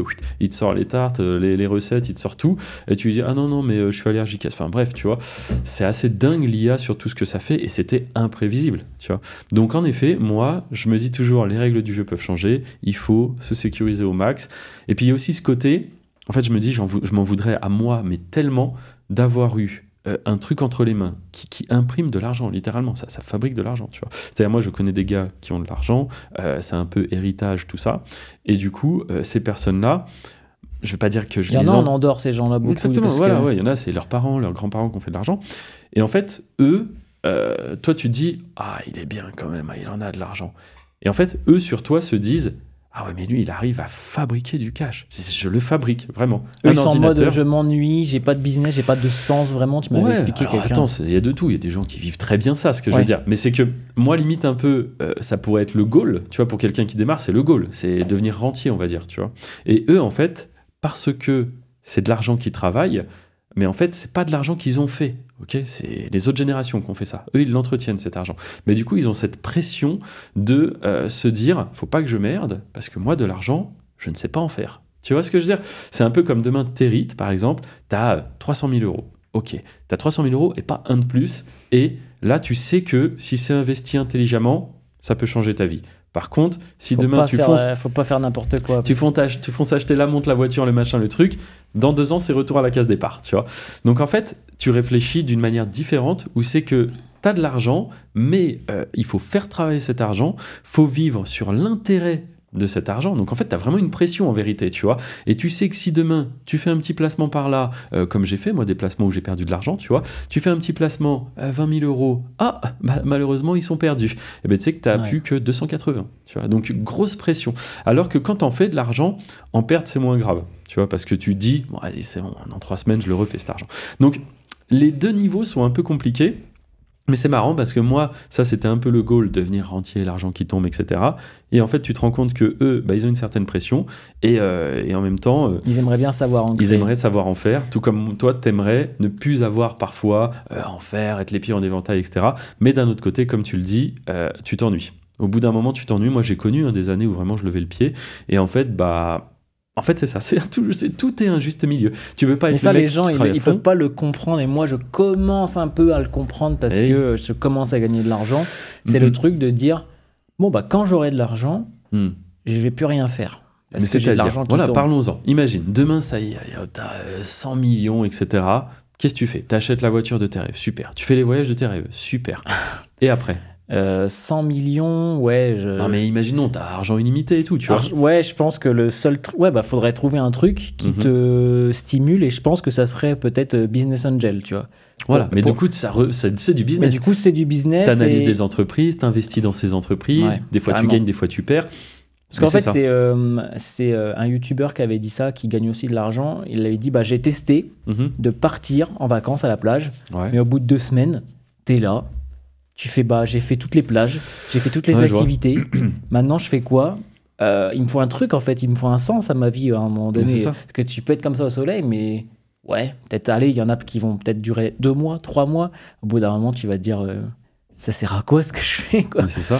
À moins que, peut-être tu trouves des amis là-bas, que tu rinces, etc. Parce que tu as argent illimité, entre guillemets. Ah, mais c'est pareil, tu vas devenir le bon copain qui paye les coups à tout le monde. Ça. Et puis même, je trouve que intellectuellement, tu vas baisser de niveau, tu vois, parce que du coup, si tu ne parles plus business, si tu ne t'intéresses plus à rien, que tu deviens 100% un consommateur qui fait que dépenser, tu sais, j'ai envie de dire, voilà, j'en sais rien, je suis pas à leur place. Encore une fois, juger est très très difficile quand t'es pas à la place des gens, mais c'est pas étonnant que certaines personnes qui n'ont plus grand chose qui les anime, tu sais, tu finis dans la drogue, tu finis. Ah, oui, en fait, ça. à un moment donné, t'es pas conçu non plus pour rester, comme on dit, assis sur une plage toute la journée. Tu t'embêtes, quoi, tu vois. Et à un moment donné, il y a aussi un temps pour tout. Donc, c'est-à-dire, tu vas faire les grosses soirées. C'est pareil, tu fais ça pendant 1 mois, 6 mois, 1 an. Bon, après, t'as fait le tour, t'en as marre. Pareil, c'est comme les voitures. Moi, aujourd'hui, je suis sur une phase où ça redescend un petit peu parce qu'il y a eu ça, j'ai découvert. Avec les copains, c'était super, tout ça. Pareil, quoi. Alors qu'au début, t'étais comme un ouf. Je suis très content de l'avoir, mais je m'y suis habitué. En fait, tu t'habitues à tout, tu vois. Et donc là, ne plus rien faire, à un moment donné, tu vas aussi t'y habituer. Les voyages, c'est pareil, etc. Et donc, qu'est-ce qui va te stimuler plus? Moi, je trouve que justement, avoir un business, et en plus, si c'est une passion, si c'est un truc qui t'anime, tu vois, parce que c'est un business qui te casse les pieds, bien sûr, t'as qu'une envie, c'est d'arrêter. Mais c'est quelque chose qui te passionne, qui t'intéresse, où tu échanges avec des gens, etc. Ça reste stimulant. Et le business, c'est le truc où ça bouge tout le temps. Tu vois, ça bouge tout le temps. Faire du business aujourd'hui, c'est pas comme il y a 5 ans, il y a 10 ans, il y a 15 ans, etc. Et je pense que ça va être pareil à l'avenir, surtout comme on dit avec l'IA, tout va très très vite. Et c'est ça qui est stimulant. C'est de découvrir des choses. Ça devient presque un jeu où tu fais de l'argent, mais c'est plus vraiment un besoin primaire, quoi. T'en as pas besoin pour payer ton loyer, je sais pas, t'acheter, vivre, manger, tout ça. C'est plus un jeu. T'as envie d'en faire parce que c'est marrant, parce que peut-être que ça peut te permettre à un moment donné d'aller à un niveau au-dessus, tu vois, c'est marrant vrai. Quand même, quand moi ça m'avait un peu trigger quand il m'avait dit ça au début, genre c'est un jeu, quoi, alors qu'il y en a tellement qui galèrent à faire un business qui génère de l'argent, etc. Et au bout d'un moment, tu te dis, ça devient un vrai plaisir et un jeu, c'est ouf quand même. Mais là, tu le vois, toi, pareil, dans le business où tu commences à avoir un objectif, c'est exactement comme moi à l'époque quand j'étais étudiant. Tu te dis, ça me paraît un peu compliqué, mais si j'y arrive, franchement, c'est top. Bam, bam, et tu veux toujours plus. Et c'est un peu ça le jeu. C'est-à-dire, tu verras, au bout d'un moment, là, toi, tout ça se met en place, mais au bout d'un moment, tu ne sauras même pas combien tu as fait ce mois-ci. Et en fait, tu t'en fiches parce que tu le vois que ça tourne, tu vois que ça fonctionne. Pour l'instant, je sais au centime près combien je fais. Ça, on en avait parlé. C'est fou. Moi, tu vois, le temps que tu passes à calculer tous ces trucs-là, plus tard, tu feras le point de temps en temps, mais tu te diras, entre tous les mois, calculer exactement à combien je suis, ou ce temps-là, le foutre dans le business pour justement voir que ça marche mieux. Tu sais, c'est un peu comme un vendeur de voitures, quoi. Il voit s'il vend des voitures ou pas. Tu sais, il n'a pas besoin de savoir exactement, ce mois-ci, je me positionne comment. C'est toujours les débuts, en fait. Les débuts sont toujours tellement excitants. Mais d'un côté, je t'envie un peu, parce que moi, il n'y a plus trop cette excitation. Alors, forcément, il y a certains trucs que j'aimerais plus, tu vois. faut faire attention à ce qu'on dit aussi. Parce que des fois, quand c'est mal dit, ça peut passer en mode « Ah ouais, mais lui, ça y est, il s'en fout complètement de l'argent. » Tu vois, c'est pas ça. C'est pas que je m'en fous.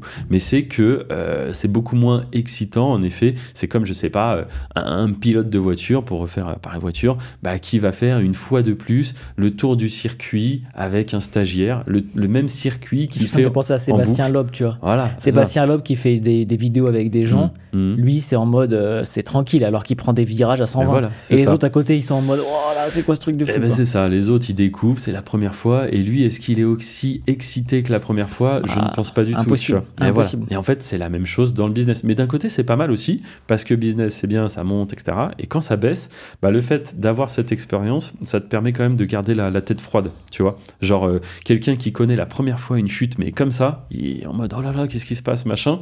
Et peut-être que c'est à ce moment-là aussi où il commence à se rendre compte de tous les trucs qu'il a achetés, qu'il avait donc peut-être pas besoin, tu vois. Et toi, en fait, tu le sais que le business, c'est des périodes calmes, des périodes très hautes, très basses, etc. Et c'est normal, c'est comme ça que ça fonctionne. Ouais, ok, super intéressant. J'ai quand même une question, moi, que je pense beaucoup de gens se posent quand on a quelqu'un en face de nous qui est, on peut le dire, millionnaire, qui a très bien réussi, qui a placé, etc. Aujourd'hui, comment tu ferais si tu repartais de zéro pour arriver à nouveau à un niveau de richesse à peu près similaire à ce que tu as aujourd'hui? Aujourd'hui, tu n'as plus rien. Tu n'as plus d'appart, tu n'as plus de voiture, tu n'as plus de contact. Tu as juste, en gros, ton cerveau et tu sais ce que tu sais, quoi. Un ordinateur, Internet et le cerveau est demain, quoi. C'est ça. Qu'est-ce que tu fais? Mais je pense que je ferais le domaine, du coup, où j'ai le plus de compétences. Et moi, dans mon cas, repartir sur YouTube, quoi. Parce que bon, pourquoi je ferais ça?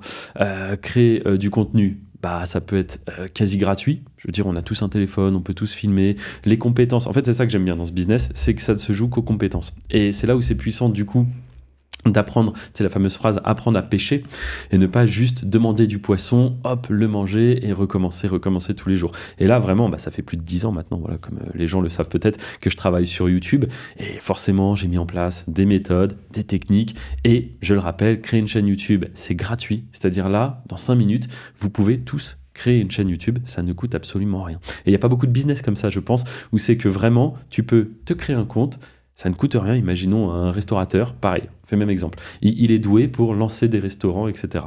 Tu lui enlèves tout. Tu lui enlèves tout son argent, tu lui fermes tous ses restos. Il ne peut pas commencer gratuitement.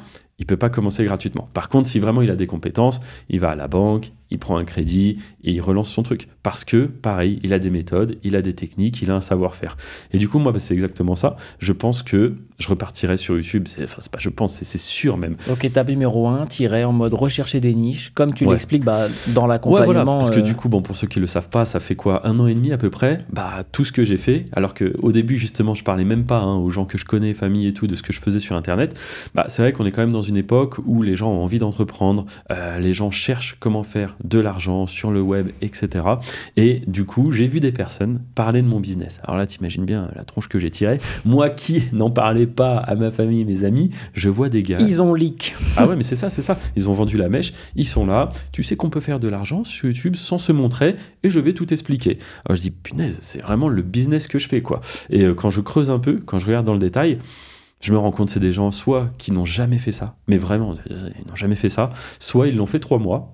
Et en effet, ils ont fait une petite chaîne, c'est monté, c'est redescendu, et ils vont te dire, je vais t'expliquer comment tu vas faire des centaines de milliers d'euros avec YouTube, alors qu'eux-mêmes ne l'ont pas fait, quoi. Ils ont juste, hop, ils ont réussi, quoi. C'est comme, je sais pas, j'achète un petit appart, je le mets en location, un seul, un petit Expert immobilier, 3 000 € la formation. Comment acheter des immeubles de rapport, comment devenir rentier en 3 ans, enfin, bref, voilà. Donc, du coup, je vois ça. Je surveille un peu du coin de l'œil, forcément, ça m'intéresse, c'est mon business, tu vois. Et en fait, au bout d'un moment, je me dis, bon, est-ce que moi, j'aurais pas de la valeur à apporter là-dedans? Et puis surtout, j'ai les amis qui me poussent un petit peu, la famille aussi, qui du coup, maintenant, forcément, ils savent ce que je fais, qui me dit, en vrai, vas-y, essaye, qu'est-ce que tu as à y perdre, tu vois? Et c'est vrai que j'avais pas envie de me montrer. Quand ça fait 10 ans que tu fais un business, t'es à l'aise financièrement, tout ça, t'es arrivé à ce niveau-là. Ça tourne, t'as pas besoin de clients, de t'embêter, tout ça. Moi, c'est aussi ce que je me suis dit quand je t'ai vu au début, tu vois. Je me suis dit, mais pourquoi il se fait chier à faire une formation, faire le contenu, les emails, se montrer alors que le mec, il est dans l'ombre tranquillement, les clients à gérer, tout. Mais Ça sert à quoi en fait? C'est une très bonne question. Et en fait, moi-même, je me le suis dit dans le passé. Tu vois, je me suis dit, quelqu'un qui, parlons d'immobilier, j'en parlais juste avant, qui est vraiment à l'aise en immobilier, pourquoi il va aller m'expliquer ses techniques et ses méthodes? C'est débile. Genre, il veut quoi? Que je le copie? Que je vienne faire de la concurrence? Et en fait, c'est ce qu'on disait un peu avant. Le gars qui fait une formation immobilier, il y a deux manières de la faire. Premièrement, il te dit, en ce moment-là, il faut acheter ces immeubles dans ce quartier, dans cette ville. Tu passes par telle agence, ils vont te faire des trucs pas chers pour les travaux. Tu passes par ces artisans-là, etc. Première formation. Très mauvaise idée, parce que tout le monde va copier-coller exactement ce que tu expliques. Ça fait que 2 mois, il n'y a plus de place. Voilà, tous les trucs vont être vendus dans le quartier dont tu as parlé. Les artisans vont être surbookés. Bref. Très mauvaise idée, ça va être saturé très rapidement. Autre manière de faire une formation sur l'immobilier, je t'explique à toi comment tu vas pouvoir trouver les villes qui sont rentables, comment tu vas pouvoir trouver des artisans qui sont sérieux, efficaces, comment tu vas pouvoir mettre tout ça en location et créer ta machine à cash. Et bien voilà, c'est exactement la même chose sur YouTube, c'est-à-dire il y a un certain type de formation, de manière d'expliquer où ça n'a aucun sens parce que tu vas t'attirer de la concurrence, ça va être saturé, etc. Et il y a d'autres manières où vraiment c'est des modèles que tu peux répliquer quasi à l'infini en vérité. Donc moi, voilà, si je fais vraiment le rapprochement avec YouTube, je ne te dis pas exactement quel type de contenu tu dois faire. C'est ce qu'on appelle les thématiques, les niches. Je ne les donne pas, mais je t'explique comment les trouver. Je t'explique là, actuellement, ce mois-ci, comment trouver ce qui performe sur la plateforme. Et ensuite, bien sûr, je t'accompagne. Donc, quand tu comprends ça, que tu peux partager de la valeur sans pour autant t'attirer de la concurrence directe, en vérité, une autre question se pose, c'est qu'est-ce que j'attends? Pourquoi je le fais pas, quoi?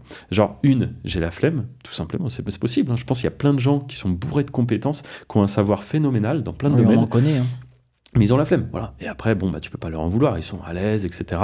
Moi, je sais qu'encore une fois, faire des choses, ça stimule. Et c'est vrai que quand ça fait 12 ans maintenant que tu fais la même chose sur YouTube, au bout d'un moment, tu tournes un peu en rond. Et du coup, là, lancer un nouveau business, ça fait rencontrer du monde. Aujourd'hui, du coup, dans la formation que je propose, ça fait aussi vivre des personnes. C'est-à-dire, on est une équipe de 8. Voilà, toi, tu m'aides dans cette formation aussi. En plus, tu as un chemin parfait. Et on a un épisode dédié à Alex, justement. Mais élève, il rejoint la formation, il a des résultats, et maintenant, carrément, il est dans la formation, mais en parallèle de YouTube, tout comme moi. Donc, ensuite, dernier point, on parlait de se créer des machines, etc., à cash, de diversifier. La formation aussi, c'est une source de revenus sur le côté. Et du coup, j'en arrive plutôt à la conclusion, si moi, qui ai ces compétences, qui ai ces 12 années d'expérience, je ne le fais pas, c'est débile en fait. C'est débile, pour moi, mais c'est surtout que si je le fais pas, ceux qui veulent se former et se lancer, ils vont se former auprès de qui? Auprès de mecs qui n'ont soit jamais fait ce business, soit qui le font depuis 3 mois, quoi, tu vois. Et qui veulent leur ramasser un max et qui vont gagner 100 fois plus avec. Et là, du coup, ça devient dangereux parce qu'on rentre dans le système où ce mec-là se sera enrichi non pas avec le business dont il parle, mais il se sera enrichi avec la formation, tu vois. Alors, et ça, c'est très rare quand même. Donc, félicitations, bravo. Merci. Non, mais en plus, j'invite les gens à être curieux, à s'intéresser. Enfin, on est dans une époque où il y a les réseaux, il y a tout ça. Si vraiment tu fais des recherches sur quelqu'un, tu peux trouver quelques infos. Et moi, par exemple, je pense qu'on le mettra dans la description, il y a mon Instagram que j'alimente depuis plus de 8 ans, qui à la base était un Instagram perso, avec ma femme, ma fille, etc. Et quand je lance cet accompagnement, il y a 1 an et demi, du coup, je fais du ménage, et c'est devenu un Insta Pro. Mais ce qui est bien, c'est qu'on peut du coup revoir les anciennes photos, les stories épinglées, etc. etc. Et c'est vrai que moi, mon Insta, il a un peu un côté, c'est un peu comme un CV. Tu vois mon évolution sur ces 7 dernières années, et il y a déjà 7-8 ans, je montrais des trophées YouTube, je montrais les résultats de mes chaînes, etc. etc. Moi qui ai acheté beaucoup de formations aussi pour me former sur plein de trucs, j'en ai parlé dans mon épisode, et c'est pour ça aujourd'hui que je peux t'aider parce que j'ai des compétences sur plein de choses sur le business. Ouais. Je pense que tu dois être le seul en France, en vrai, à avoir 2 trucs qui te différencient à mort. C'est ton business sur lequel tu vends l'accompagnement, tu l'as vraiment fait, tu t'es enrichi avec ça, et ensuite tu as vendu la formation, parce qu'il y en a beaucoup qui vendent la formation, qui s'enrichissent. Ou en parallèle, et qui disent quand même, regardez tout cet argent, mais en fait c'est un cercle vertueux pour eux, c'est-à-dire ils gagnent de plus en plus, ils disent qu'ils gagnent de plus en plus, donc ils ont des achats, etc. Donc ça, déjà, c'est très rare. Et deuxièmement, pour le suivi, le support, parce qu'en fait... le mec répond on l'a déjà dit aussi, mais en 24 heures maximum à tous les clients. Quelques heures, ouais. Voilà. Et toi-même, en fait, c'est pas quelqu'un, c'est pas une. C'est pour ça, en fait, j'essaye d'être sélectif. Donc, tu as eu de la chance, je t'ai sélectionné.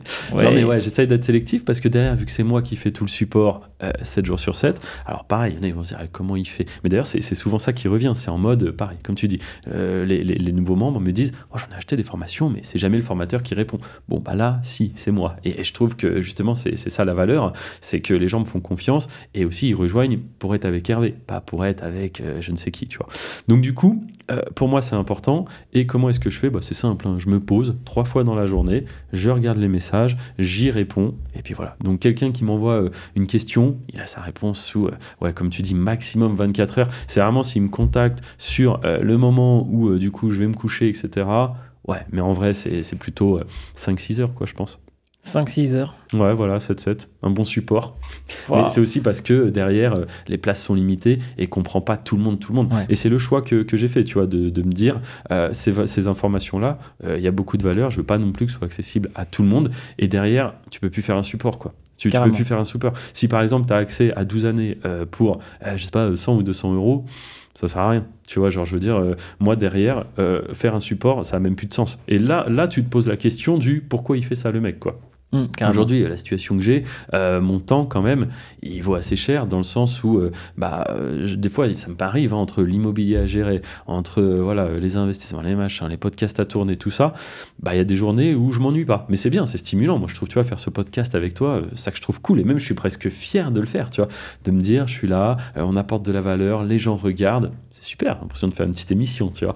Mais abonnez-vous, n'oubliez pas. Oui, n'oubliez pas. Petit commentaire aussi si vous avez des questions pour les prochains épisodes, ça donne toujours des idées. Puis c'est chouette d'interagir avec vous. Pareil, les commentaires, on y répond, tu vois. Ça prend du temps, mais c'est chouette. Non, c'est très très rare en France d'avoir quelqu'un qui a vraiment fait un business, qui répond lui-même, qui est vraiment là. Mais oui, il y a une sélection. Et d'ailleurs, je suis passé par cette sélection. Et c'est pour ça que... c'est aussi le truc dont on recherche des gens sérieux. Parce que, comme tu disais, 100, 200 euros la formation, les gens, en fait, des fois, ils s'en foutent même un petit peu. Moi, je veux pas des gens qui vont rejoindre, qui vont ensuite oublier ou je sais pas. Carrément. Alors que là, tu as des témoignages de gens derrière qui remboursent x5 le prix de la formation, x10 et puis je suis super content pour eux.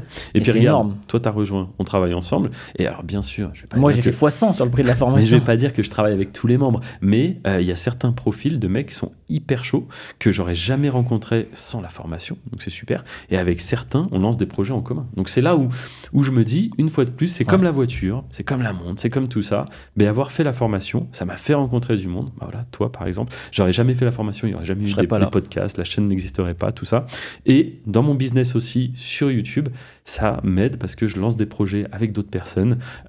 Et encore une fois, quand on est 50 personnes à chercher des thématiques, à être passionné par la même chose, etc., on a beaucoup plus de résultats que quand tu es tout seul dans ton coin, etc., etc. Donc même si j'ai des collaborateurs, certes, qui m'aident moi sur mes projets YouTube, en fait, au bout d'un moment, là, je sais pas comment dire, j'étais un peu le cerveau, tu vois, du réseau, etc. Et là, en fait, je rencontre d'autres personnes il y en a même certains, dis-toi, ils rejoignent la formation et ils ont déjà un petit réseau de chaînes. Alors, ils n'ont pas 100, 200 chaînes, mais ils ont déjà 3, 4, comme 5... toi, en avoir des centaines et du coup... Ouais, c'est ça. Et du coup, ils ont besoin de passer au niveau supérieur. Et en fait, c'est un business YouTube qui marche beaucoup avec des clés. Mais vraiment des clés, tu vois. Donc, dit comme ça, les gens voient peut-être pas trop. Mais typiquement, allez, chaîne démonétisée. Tu vois, comment faire pour être monétisé ? Il y a des solutions à ça. Et si je te donne pas la solution, peut-être que tu vas la trouver toi-même ou peut-être pas. Et pourtant, là, c'est une clé qui coûte assez cher parce qu'une chaîne qui fait par exemple 500 euros par jour, demain, elle est démonétisée. Si tu trouves pas la solution, fin de l'aventure, tu vois. Alors ça fait 180 000 euros par an. Oh, elle a fait le calcul. Non, mais ouais, c'est ça, c'est que derrière, c'est vraiment des clés qui peuvent valoir énormément d'argent, tu vois. Donc voilà, comment comprendre sur YouTube qu'est-ce qui est mis en avant par l'algorithme ? Pourquoi ce concurrent il fait des vues ? Pourquoi moi j'en fais pas ? Voilà, quel est le meilleur moment pour lancer ma chaîne sur cette thématique, etc., etc. Donc c'est un business, j'ai envie de dire, à clé, tu vois. Et là, c'est un peu le but, quoi. Vraiment, et si vous voulez toutes les clés, ça me fait penser à Fort Boyard, c'est ça. 3. Si vous voulez toutes les clés, c'est en description. Ouais, voilà, pareil, on mettra un petit lien pour l'accompagnement. De toute façon, soyez curieux, et j'aime bien, à chaque fois, on finit un peu les épisodes là-dessus. Soyez curieux, osez des choses. Je pense qu'on est dans une époque où, justement, on a plein de choses à tester. Là, l'IA révolutionne plein de choses aussi. YouTube, juste, c'est un business. pour se lancer. Vous pouvez vous lancer en gratuit. Hein. D'ailleurs, j'ai aussi une chaîne. Qui c'est pas saturé. Partage. Voilà, c'est ça.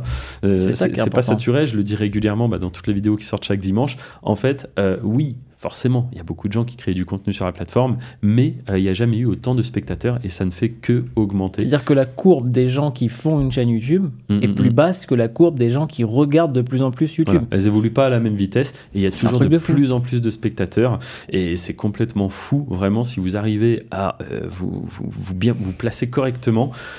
Les gens qui se disent « Oh, c'est trop tard, machin ». Ouais, mais je comprends cette peur-là. Moi, je l'avais aussi, je peux vous le dire. Je l'avais, cette peur-là de « Ouais, mais moi, là, par exemple, on cherche des thématiques, il nous apprend à chercher, à trouver des thématiques.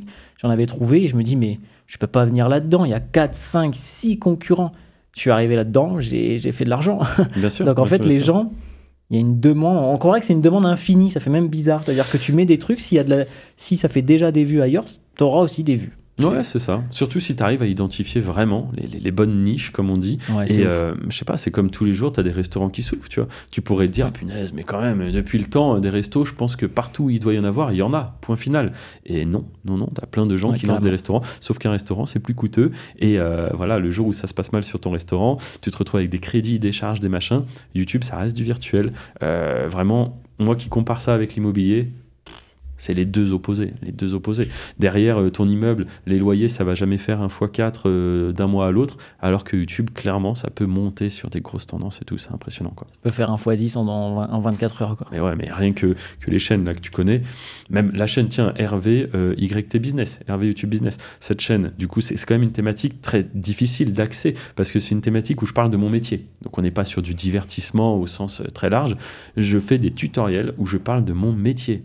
Ça n'a pas intéressé tout le monde non plus, quoi. Et ben la chaîne là, elle arrive à 25 000 abonnés, tu vois. En un an. Il y a même une vidéo qui a plus de 100 000 vues et une autre qui arrive presque à 100 000 vues. Voilà, alors que je parle de mon métier, tout simplement. Je connais des personnes qui sont thématiques autour de la cuisine, thématiques autour du bricolage, et ça fait littéralement des centaines de milliers de vues et donc de l'argent derrière. Voilà. Bref. Osez des choses. Osez des choses et regardez dans la description, ça va vous aider si c'est quelque chose qui... Vous avez un petit attrait à ça, à YouTube, à tout ça, ouais. Vraiment. Voilà. Bon, merci Alex.